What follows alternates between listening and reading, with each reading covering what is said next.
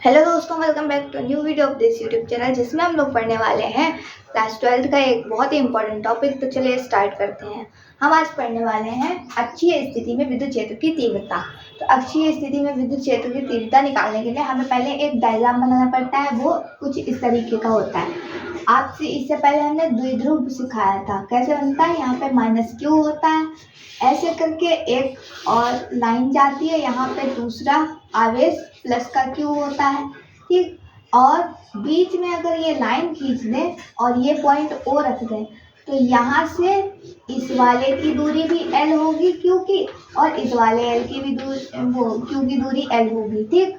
Total दूरी 2L हो जाती है। खैर, इतनी चीज़ हमने पिछली बार पढ़ाई थी, लेकिन यहाँ हम क्या करेंगे, ऐसे करके एक लाइन खींचेंगे। मान लो यहाँ पे एक पॉइंट P है, ठीक है। इस पे हमें विद्युत क्षेत्र की तीव्रता ज्ञात करनी है।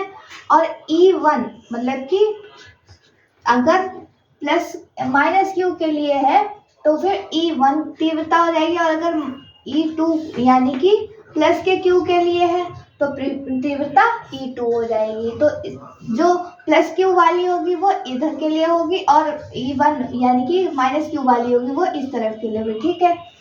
उसके बाद में अब देखो, ये जो बिंदु P है, इसकी मिड पॉइंट मतलब कि यहाँ O से दूरी R है, ठीक। तो आप यहाँ से खुद बता सकते हैं ये दूरी कितनी होगी। तो ये दूरी हो जाएगी आपकी, R में से L को घटा देंगे, पूरे में से L घटा दिया तो ये मिल गई, ठीक। और अगर -q से दूरी देखी जाए इसकी, तो R में L प्लस कर दी जाएगी, तो P तक की दूरी पता चल जाएगी, ठीक। तो ये तो हो गया आपका डायग्राम। कुछ इस तरीके से बनता है अक्षीय स्थिति में विद्युत क्षेत्र की तीव्रता ज्ञात करने के लिए। इसके बाद में आते हैं थोड़ा सा थ्योरी लिखने पे। तो हम लोग कुछ इस तरीके से लिखते हैं, माना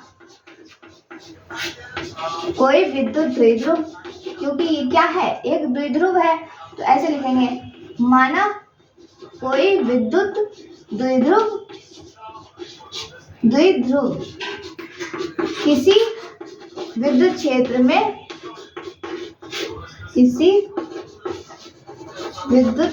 में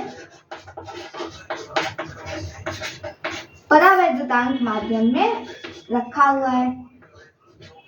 वैद्युतांक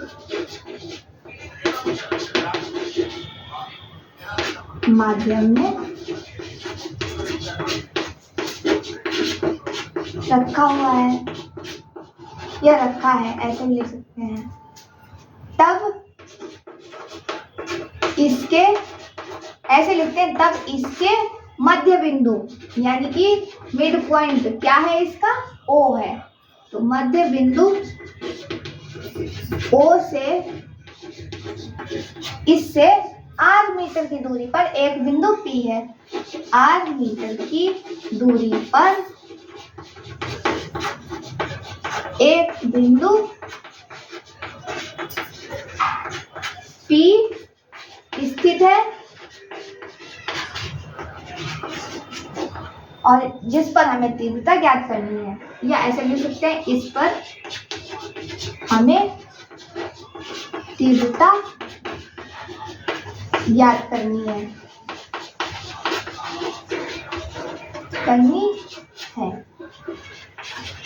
ठीक है।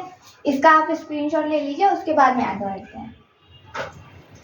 इसके बाद लिखेंगे, तब +q के लिए तीव्रता कितनी हो जाएगी, E1 बराबर लिखेंगे 1/4 पाई एप्सिलॉन 0 और Q/r²। r² मतलब कि दूरी का स्क्वायर। तो बिंदु जो है वो R - L दूरी पर स्थित है +q से, ठीक। तो इसका स्क्वायर यहाँ पे कर दिया। ये तो हो गई समीकरण 1। उसके बाद में तथा -q के लिए तो E2 मान लेंगे तीव्रता को, क्या हो जाएगी 1/4 पाई एप्सिलॉन 0 Q/, यहाँ पर दूरी कितनी है, R + L है, इसका स्क्वायर कर देंगे। ये हो गया नंबर 2। तब परिणामी तीव्रता कितनी हो जाएगी आपकी, परिणामी तीव्रता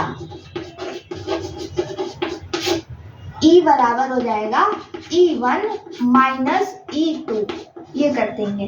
ठीक है, तो E1 का मान क्या है 1/4 pi epsilon 0 Q upon R minus L का स्क्वायर, और इसमें से ये वाला माइनस यहाँ आ गया। E2 का मान 1/4 pi epsilon 0 Q upon R plus L का स्क्वायर। ठीक, इसके बाद 1/4 पाई एप्सिलॉन 0 और Q यहाँ भी है यहाँ भी है, यहाँ एक बार लिख लेंगे इस वाले स्टेप में 1/4 पाई एप्सिलॉन 0 और इंटू में Q चलेगा। यहाँ पर हम क्या करेंगे, क्योंकि यहाँ से जब इतनी चीजें चली जाएंगी बचा क्या 1/r माइनस एल स्क्वायर, तो 1/r minus L square minus यहाँ से जब इतनी चीजें ये चली गई तो कितना बचा 1/r plus L square, 1/r plus L square, bracket close. ठीक, अब इसको हम लोग ऐसे रखेंगे 1/4 पाई एप्सिलॉन 0 इंटू Q। यहाँ देखो इनको सॉल्व करेंगे, कैसे होंगे, इनकी मल्टीप्लाई करा दो, एक दूसरे से मल्टीप्लाई हो जाएगी। क्यों होगी, क्योंकि हमें एलसीएम लेना है। तो क्या करेंगे, यहाँ से क्रॉस मल्टीप्लाई हो जाएगी, R1 की R प्लस एल से एल स्क्वायर से multiply R plus L square आ जाएगा, माइनस इस वाले 1 की इससे मल्टीप्लाई होगी R माइनस एल का होल स्क्वायर, अपॉन में चलेगा इन दोनों की multiply R minus L square और इंटू में R प्लस एल स्क्वायर। ठीक है, ये हमने एलसीएम के लिए किया है। ये वाला ऐसे चलेगा, E बराबर 1/4 पाई एप्सिलॉन 0 इंटू में Q चल रहा था। यहाँ आओ देखो, इसमें a प्लस बी का होल स्क्वायर करेंगे तो क्या आ जाएगा R square plus L square, और प्लस 2ab होता है तो 2rl हो जाएगा, माइनस यहाँ पे माइनस है और इसके अंदर भी माइनस वाला ही फॉर्मूला है, तो इसको एक बार ब्रैकेट में रख लो। अभी यहाँ पे खोलेंगे तो कितना हो जाएगा R square plus L square minus 2rl।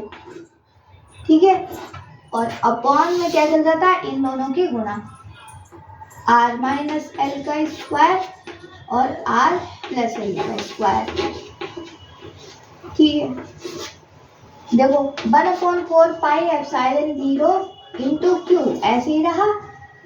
यहाँ पर जब हम लोग R square plus L square plus 2rl लिखने के बाद ये जो माइनस है जब अंदर जाएगा तो अंदर वाले जो साइन है वो बदल जाएंगे, साइन मतलब चिन्ह होता है, बदल जाएंगे। आर स्क्वायर प्लस का एल स्क्वायर था तो माइनस का एल स्क्वायर हो गया, माइनस का 2rl था तो प्लस का 2rl हो गया, बटे में चलेगा इन दोनों का स्क्वायर। देखो ए स्क्वायर इंटू बी स्क्वायर क्या हो जाएगा, यहाँ पर r की पावर 4 हो जाएगी और यहाँ माइनस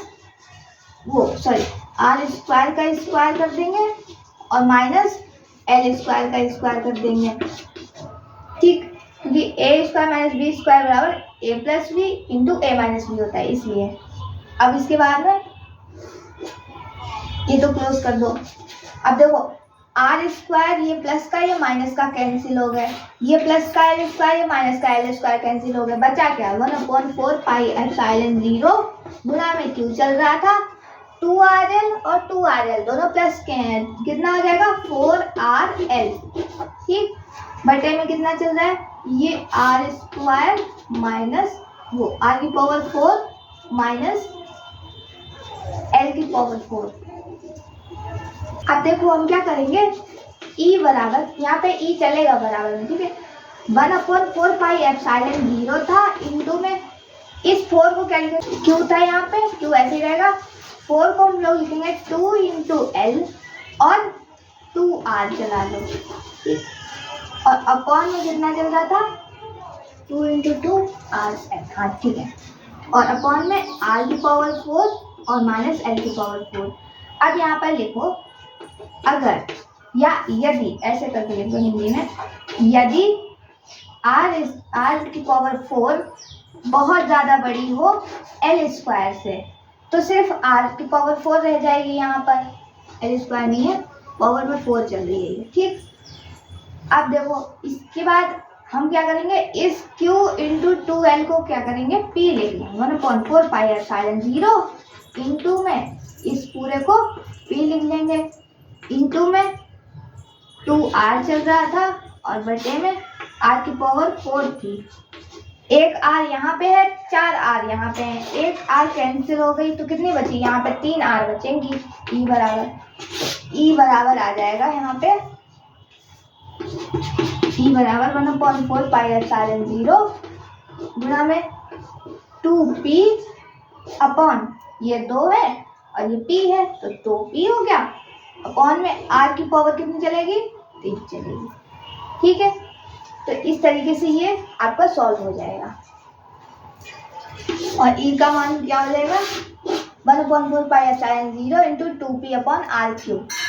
ठीक है, यहाँ पर आप परावैद्युतांक माध्यम भी रखते हैं। ठीक है, सॉरी यहाँ पे लगाया नहीं हमने, आप लगा लीजिएगा।